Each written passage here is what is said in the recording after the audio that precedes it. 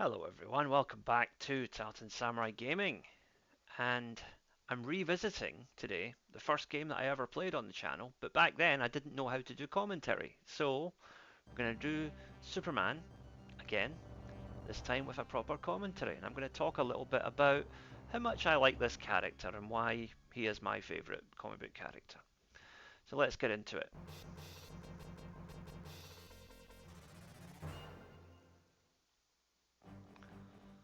First of all, there's that music.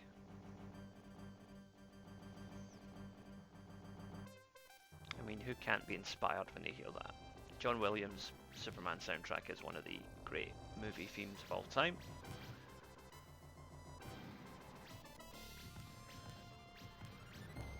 So, at the time I'm making this video, it's about 3-4 months until the new Superman movie comes out, um, just titled Superman, and I'm quite excited about it.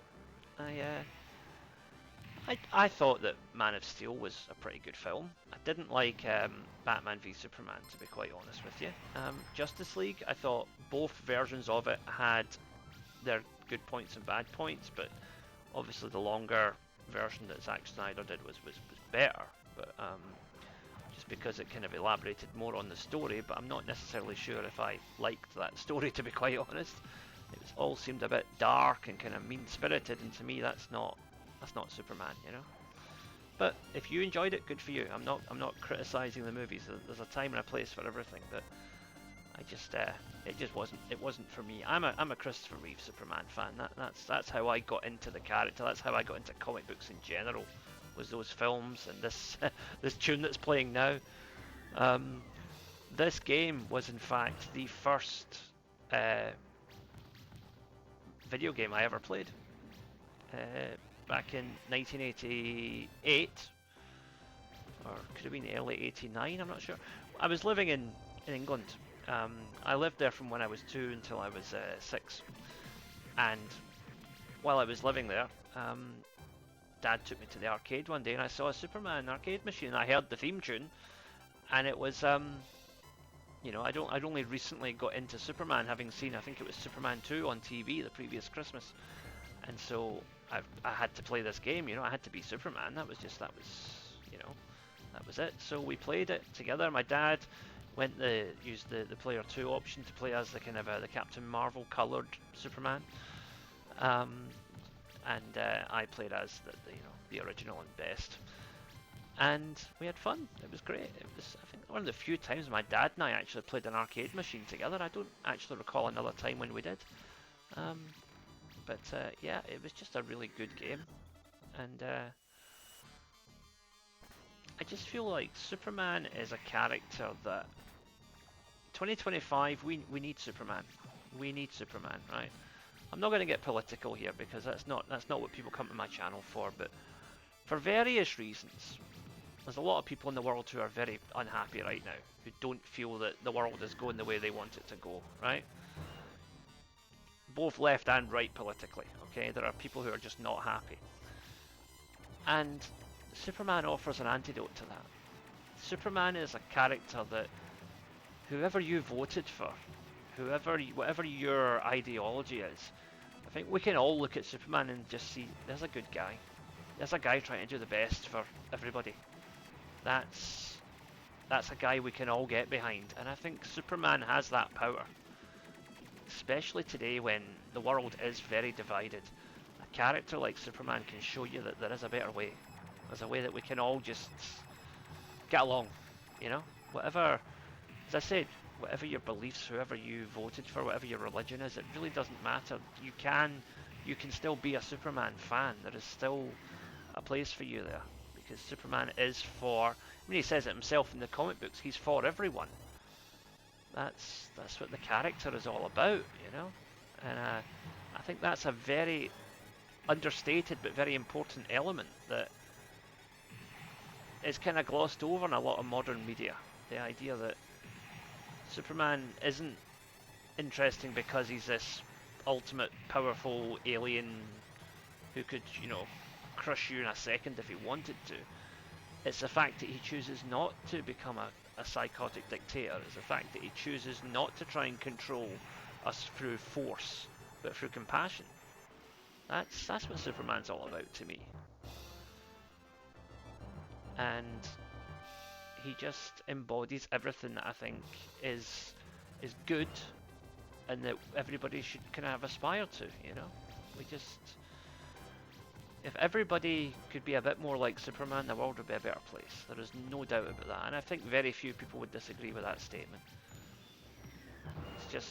It's just a matter of fact, I believe, that we, you know, as a people, we have, no matter what we believe, we all have common values, and Superman represents those values. We can all find something about the character that we engage with, and that we like and we respect.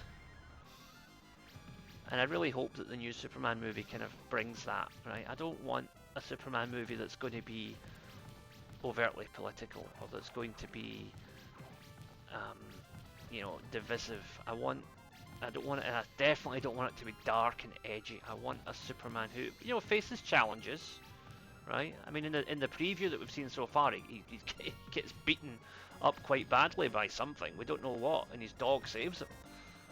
But I want to go in there and I want to see Superman just beat the bad guys and just know that the world's a wee bit better because Superman is there and he's gonna sort it out. That's hope, right? Hope is the theme of Superman. I mean, he even says it in Man of Steel. He says, you know, that's not an S on his chest. It's the Kryptonian symbol for hope. And so hope should be what we all try to take from it, you know? I'm getting very philosophical here, but Superman's a character that's very dear to me, and I'm making this a couple of days after the sad passing of Gene Hackman, who played Lex Luthor, so rest in peace to him and his wife. We still don't know at this moment in time exactly what happened, but I mean, he was 95, but his wife was still a relatively young woman, so it's a tragedy, it really is, and a great actor. Every hero needs their villain, and I mean, I'm probably belittling the guy by talking just about him as Lex Luthor. He was a fantastic actor, multi-award winning, you know, dozens of great films. But to me, it's, you know, he's the guy who played Lex Luthor because Superman is one of my favourite movies of all time, and he was a huge part of it. And that's another thing which I kind of find that people say about Superman, which I disagree with, is the idea that he's difficult to write for because unless you can think of a character who has the same powers as Superman, how can you make it a realistic threat? Which is why we always end up defaulting to either Doomsday or General Zod in TV and movies. And it's kind of, it's not very original, you know. I would love to see, and it's not going to happen in this movie, I don't think, because if it was, we would know by now. But I would love to see a movie where Superman takes on Brainiac. And Brainiac is a villain who, yeah, I mean, he's got superpowers and super strength, whatever, but it's primarily his intellect. Superman would need to beat him with brains, not just brawn. General Zod is a great character and a great villain, and I really like the way Man of Steel captured his motivations. You actually kind of, you know, he was a sociopathic murderer, but you got where he was coming from. You understood why he did what he did. And you know, making a character like that relatable is, you know, is quite a skillful process, I think. But at the end of the day, Superman essentially just beat him up and then eventually snapped his neck, which to me is not how I want to see Superman solving problems. I want to see Superman solving problems by using his head. I mean, criticize Superman 3 and 4 all you want, right? But something that he did in those movies, which was great, was in both movies he used his mind to figure out the weakness of the enemy. You know, it was the acid in Superman 3, it was creating an eclipse in Superman 4. As ridiculous as that looked, it was a good idea in principle if they'd had the budget for it. Even Superman 2, he outwits Zod and his minions by tricking them into exposing themselves to the red sun's rays. You know, he even tricks Lex Luthor, because Lex Luthor thinks that Superman, he thinks he's sold out Superman. So that's, you know, again, Superman's at his best when he's using his brains. And yes, it was cool to see him beat Seven Shades out of General Zod. It was brilliant at the end of Justice League when he came back in that black and silver costume and just completely wiped the floor with Steppenwolf. But to me, again, that's not the core of the character. The core of the character is hope and finding the better way and being the better man. It's That's the great irony of Superman, that he's not a human being, but he shows us how to be the best possible human being. That's sort of the contradiction of the character, which makes him interesting, I think. You know, we can learn so much about what it is to be human from a guy who's not even human, right? That really, there's something to be said for that, especially in a day and age when, you know, a lot of people are scared of things they don't understand. And I think Superman can be a guiding light in that regard. He can just say to you, look, you don't need to get it, you don't need to understand it, just enjoy it and just accept it for what it is. And that is what Superman does, I think. He encourages us all to just be better people. And I really like the look of the new film, I must say. I love the fact that he's got a dog, right? Putting Krypto the super dog into a Superman movie and trying to make that work seriously is James Gunn deserves credit for even having the guts to try that, right? And also, I like the new costume.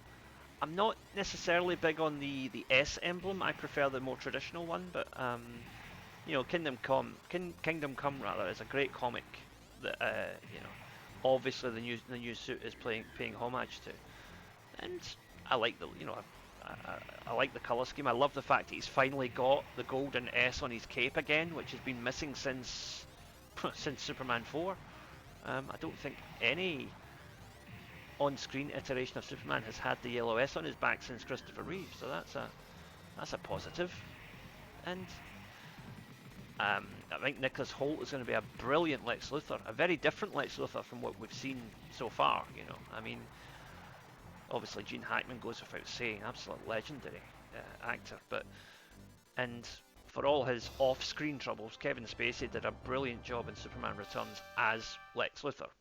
You know, you can separate the man from the art and say that he was brilliant in that role because he is a superb actor for whatever else he is. And I really think that Nicholas Hoult has got something different. I mean, a lot of people say, and I don't necessarily disagree with this, they say that the best Lex Luthor on screen to date has been Michael Rosenbaum in Smallville. And he was brilliant, absolutely brilliant. But again, playing a different type of Lex, a more dark, sinister, kind of a brooding Lex Luthor. Whereas, you know, Gene Hackman was sort of the cartoonish supervillain type. And then you had Kevin Spacey, who just took that and jacked it up to 11, really, with you know, going really campy and really leaning into it, but making it his own. Because when you're following a guy like Gene Hackman, that's all you can do. And I think Nicholas Hoult will do something different. He's maybe going to be closer to the Michael Rosenbaum Lex Luthor than, you know, the Gene Hackman or the Kevin Spacey one, just because he's younger. And, you know, in previous incarnations, it's always been implied that Lex Luthor was a bit older than Superman, whereas in this new one, they look about the same age. I'm not sure if David Corenswet and Nicholas Hoult are the same age. I think Nicholas Hoult might be slightly older, but they look about the same age. And I think the implication is that they are of a similar vintage, which is a new step, I think, for Superman. Do you know, while we're talking about Lex Luthor, one guy who I think doesn't get enough credit was John Shea, who played Lex Luthor in Lois and Clark, New Adventures of Superman. He was really... I thought he did that so well. Like, it was the first time we had like the sort of a billionaire Lex Luthor in live action. And he just, like, he could switch from charming and sophisticated to psychotically evil just like that. It was just, he really, really gave that character a new dimension and updated the character for the 90s at the time. And I really don't think he gets enough credit because it is quite a campy show generally. But I think his Lex Luthor was brilliant. Terry Hatcher is my favourite Lois Lane. Um, Not just because she's gorgeous, but because she actually really made the character a lot more relatable, and they did a lot more with the character because she was a main character in the show as opposed to just being a sidekick to Superman. And I thought Dean Cain's Clark Kent was stronger than his Superman, but his Superman was great too. But just the one thing was like, I thought his Clark Kent was a bit too handsome. Clark Kent should always be slightly goofy, you know. Christopher Reeve did that brilliantly because you could watch those movies and genuinely believe that Clark Kent and Superman are two different people because the way he stands, the way he holds himself, he looks like a totally different person when he's Superman as opposed to when he's Clark Kent. And you know, I think that you know, Dean Cain, and I think maybe this was something that they were trying to deliberately go for in the show, because of the thematic idea of it. It was much more like Clark Kent was him being himself, and Superman was a facade. Whereas with Christopher Reeve, it was always Superman was the real person, and Clark Kent was the facade. So maybe the reason why I think Dean Cain's Clark Kent is like, you know, too handsome, whatever, is because that's what they were going for. They wanted to emphasize that Clark Kent is the real person and Superman is the disguise, whereas with Christopher Reeve it was the opposite. So that is maybe what they were going for, and in that case it worked brilliantly. You know, as I say, Lois and Clark, people dismiss it as being campy and whatever, but I like it. I enjoy it for what it is. It's more Superman at the end of the day, and it's what actually you know, really kind of made me want to get into journalism as well. You know, Superman, watching the movies as a very young kid made me want to be a hero, but then watching Lois and Clark made me want to be a journalist because, you know, half the time Superman was catching the bad guys, but half the time Lois and Clark were also catching them with evidence and whatever through their journalistic work, and that was a really good thing to see.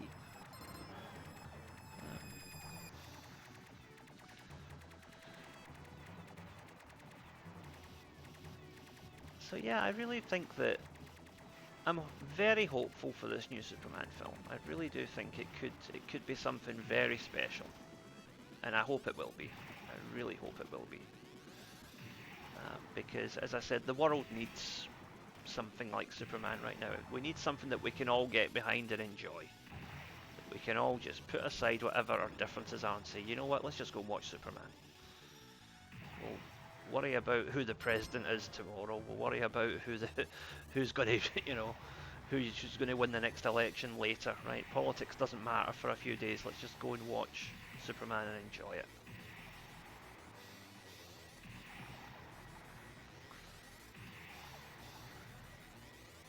And you know, I'm not just talking about America here. There's a lot of countries where people are either unhappy with the person in power, or they're unhappy with, you know, how things are going in their country generally, regardless of who is in power. And I think that's the same with America. There are plenty of people who are not happy with the way the system is, regardless of who's in charge. So maybe Superman can just bring a little bit of hope to some of these people, you know? Because I'm not American, I don't have any skin in the game, as it were. You know, I've got my own opinions, but it's not relevant to this channel, so I won't put that message out here. But all I'll say is that just because somebody voted for somebody you don't like, it doesn't mean they're a bad person, right? And just because you don't like somebody who's in charge now, or you didn't like someone who was in charge before, doesn't mean the people who voted for them are stupid, right? It doesn't mean the people who want change now are stupid, or the people who wanted change before were stupid. You know, it's just politics is so divisive, and I wish we could just forget about it and all just go and watch Superman together. I really think we'd all be a lot better off if we could just do that. I'm not ashamed to say that even now, as a man in his 40s, whenever I have, like, feeling down or depressed about anything, watching Superman just picks me right up. You hear that theme tune, and just the world suddenly seems like a better place. It really does. Um, I've had several times in recent years when I've not felt great mentally for whatever reason, and you put on one of those old Superman films, and just suddenly everything just seems a bit brighter. Maybe that makes me childish. Maybe it makes me old-fashioned. I don't know, but I'm certainly not going to apologise for it.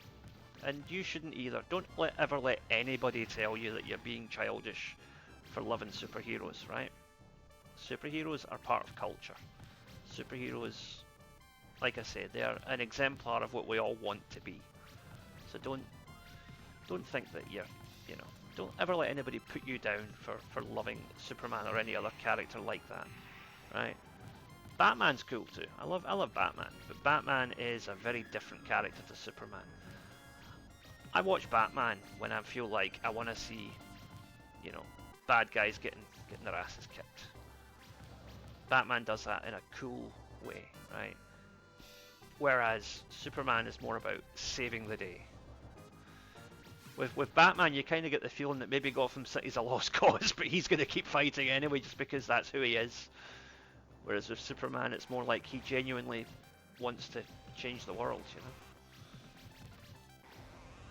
And I guess Batman does as well in his own way. But I think that's why I prefer the Michael Keaton Batman to the Christian Bale, Christopher Nolan Batman, just because Michael Keaton Batman was, to me, felt more heroic and more of a, how do I say this?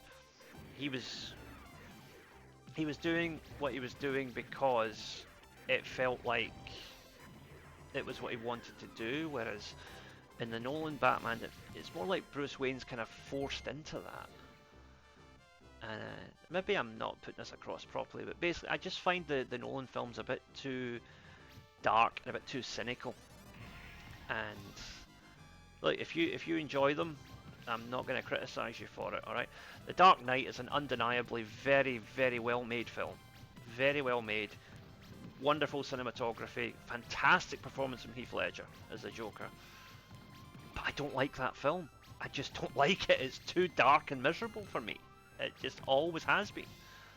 And I guess maybe that's why I've always been more of a Superman guy than a Batman guy, just because Batman's a bit too grim sometimes, But I get that's what the character is, He's about taking the darkness that's within you and using it for something positive.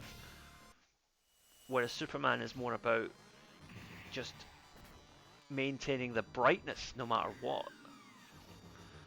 So I guess it's just more about what kind of character do you resonate with? Do you resonate with someone who takes their anger and their darkness and channels it positively?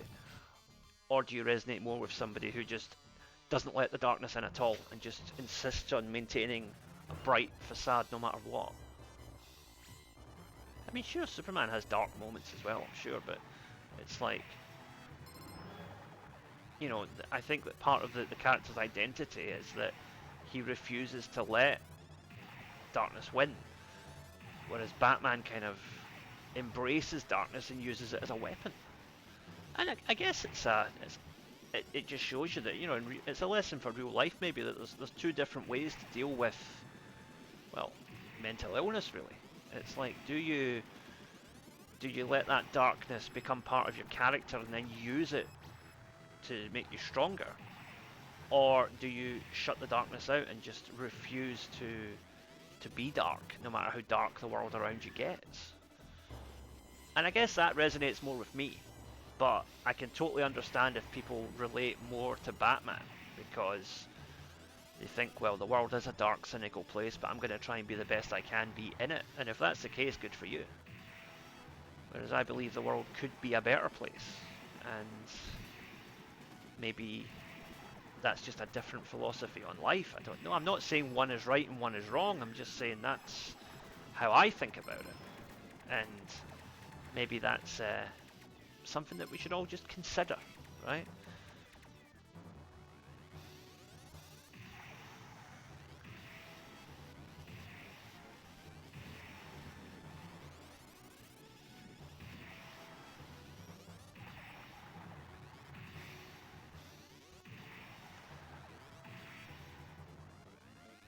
So yeah, I really at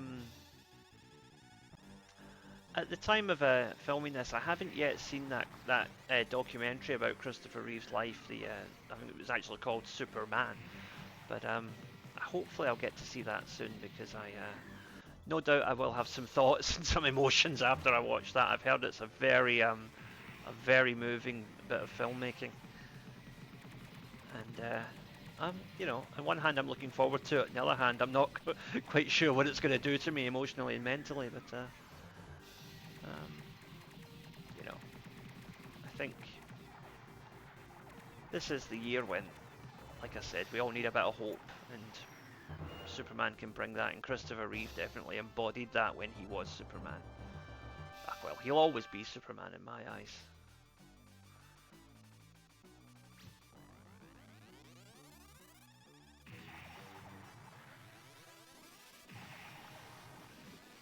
So we're actually on to the final level now. I've been gibbering away for about 25 minutes now.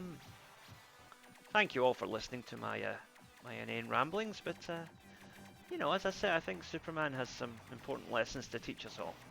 And even if you don't agree, I would ask that you please just listen, right? Make that your mission for this week, right? Make that your mission, just to spend a few minutes listening to somebody that you fundamentally disagree with, okay? And just hear what they've got to say. And even if you still don't agree with them, you most likely you still won't agree with them. But maybe you'll at least come away understanding why they think the way they do, right? Because that is what Superman would do, I believe. That is what Superman does. He tries to find the solution by listening and by being open to learning. I mean, again, you look at the movies, right? Superman 2, he realizes he can't beat 3 Kryptonians head on, so he devises a plan to trick them. Superman 4, he wants to rid the world of nuclear weapons, but he realizes that ultimately that's just not a good idea because mankind isn't ready yet for peace. He says at the end there will only be peace when everybody wants it so badly that their governments will have no choice but to give it to them. And, he said that in 1987, and it's still true today. It's like, there will only be peace when everybody wants it. And right now there's a lot of people who don't. That's the sad reality of the world at the moment. But, maybe we can all just do a little bit to try and bring the world a bit closer to that peaceful coexistence by just, like I say, taking a bit of time to listen to somebody you disagree with. And trying to find some kind of common ground there. And failing that, just say, you know what, forget it. I don't agree with you, but let's go and have a beer then. Let's go and watch Superman. That would just be the solution to the problem, I think.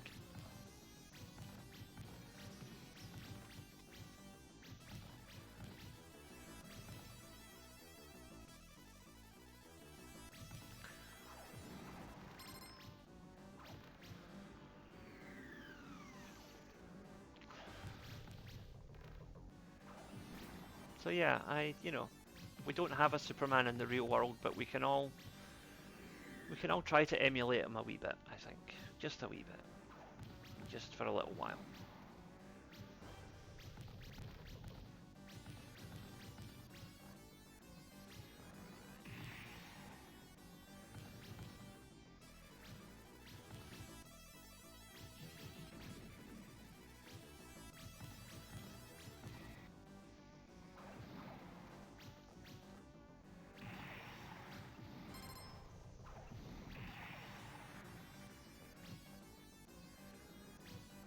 Ooh, ninjas.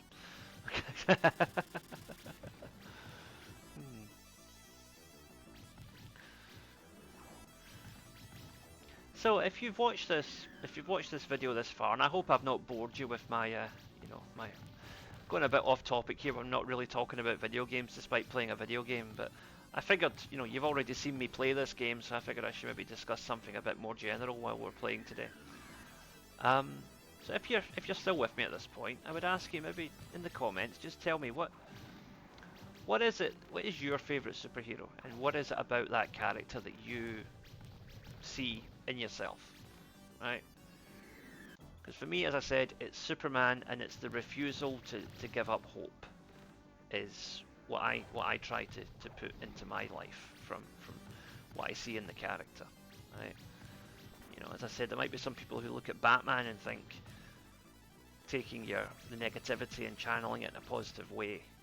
You know, there might be people who look at the Flash and think, yeah, sometimes I just want to run away from the world until things get better. You know, you could be Spider-Man, because although he's a superhero, he still has all of those sort of angsty issues with relationships and friends, and trying to have a normal life despite being this incredible being. You know, that's very relatable. There's something I'll say, right? I generally prefer DC characters to Marvel characters, but I think Marvel does a better job of humanizing their characters. I think, the likes of Iron Man and Spider-Man are, I think, more relatable than somebody like, say, Green Lantern or the Flash. And that's not disparaging those characters. It's just that there is something very otherworldly, particularly about Green Lantern, which is why I think, although I think it would make a great movie, thus far, Green Lantern has not been a success when they've tried to put it on the big screen. Hopefully that's going to change with this Superman movie, because there is going to be a Green Lantern in it, and there is a Green Lantern TV series coming next year as well. But, until then, yeah, I think Green Lantern is a bit too fantastical for a lot of people to relate to. Maybe that's the problem.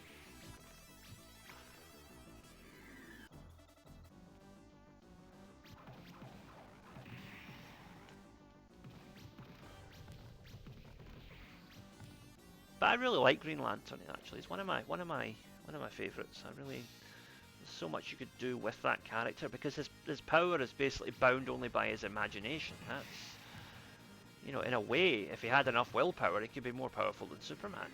That's, he could possibly be like that.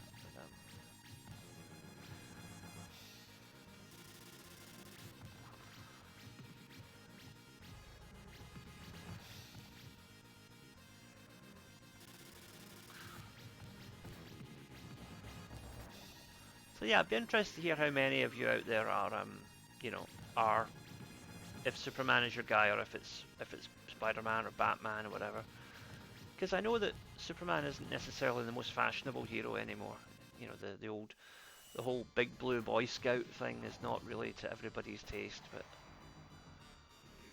as I said, it's also why in Marvel, Captain America is probably my favorite Marvel hero.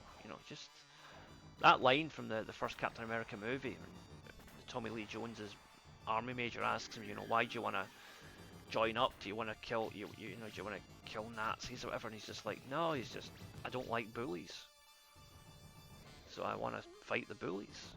And I think that's more important than any political ideology. Just standing up for what's right.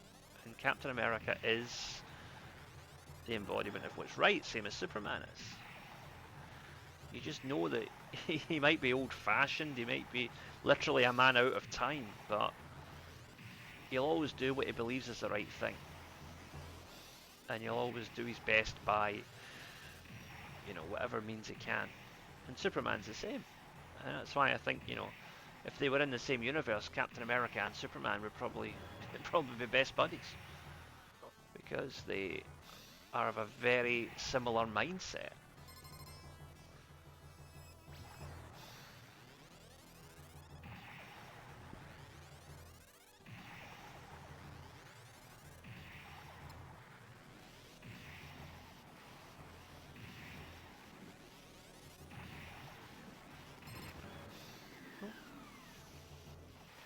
We are coming up on the last boss here, so not too long to go now.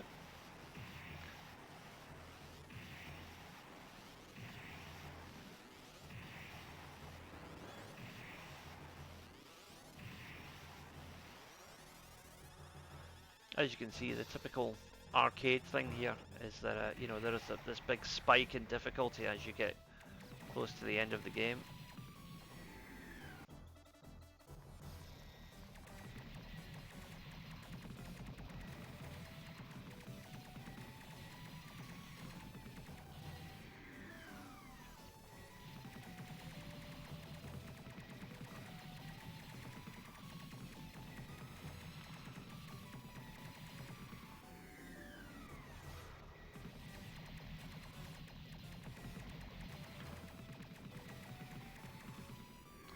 Now, another thing I hope for this new DC movie universe, I hope that they have Batman and Superman as allies from the start. I don't want any of this needless tension between them. I know that that happens occasionally in the comics, but they're both good men who want to do the right thing at the end of the day, and I think that the characters should reflect that. So this is the last boss, but just for the sake of clarity, I'll just tell you that that is not Brainiac. It looks like Brainiac, and he's some sort of alien warlord, but it's not actually Brainiac. That the character is called Lord Zaz, apparently, according to the game's literature, which doesn't make much sense because Victor Zaz is a Batman villain, so I don't know where they're getting that name from. But the game was made in Japan by Taito, so it's not necessarily beholden to the Superman mythos particularly. So yeah, that's not Brainiac. That's Lord Zaz, whoever he is. Kind of reminds me of Lois and Clark when they did the whole thing with a guy called Lord Nor, who was quite obviously General Zod, but they wouldn't call him General Zod for some reason.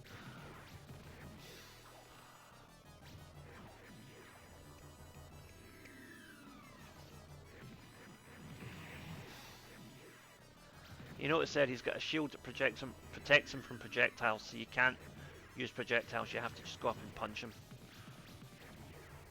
And try your best to ignore these big brutes behind you. There we go. Done it. Game is clear. So the spaceship is destroyed.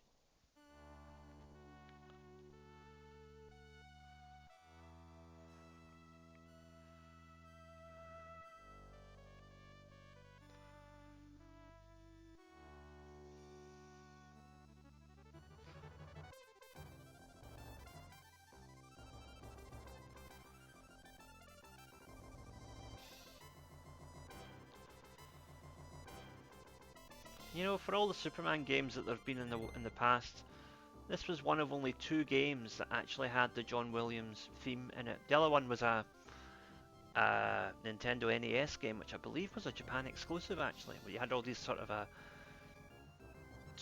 what the Japanese call chibi, sort of caricature style characters of all Superman and General Zod and all that. And a bit of a strange game. I've played it, but I couldn't really make much sense of it, to be honest.